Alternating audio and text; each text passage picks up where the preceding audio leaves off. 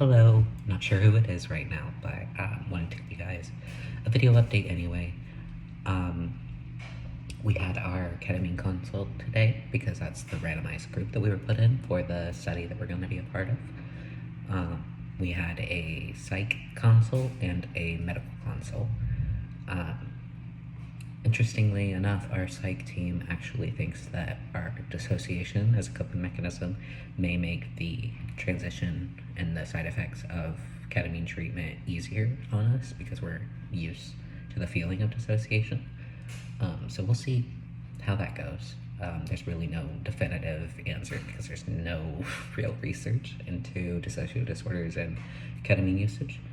But it's going to be a medicinal dose, so we can drop out anytime if we get uncomfortable.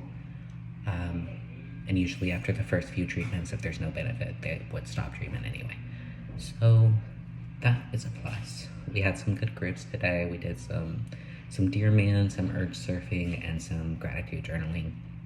3 separate groups, which were all fairly beneficial, also we're familiar with, but still. We also discovered that we had like $300 we didn't know we had on an app on our phone, on one of our banking apps.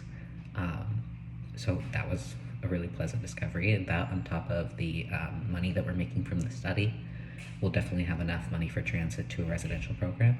But we're going to be spending this next month in this inpatient facility so that we can get the full treatment done, because it'll be about 8 treatments, 2 a week, so 4 weeks total.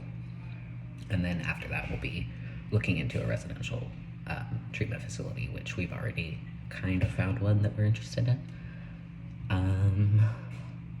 Yeah, other than that, we did some work on our mental health first aid certification that we're trying to get.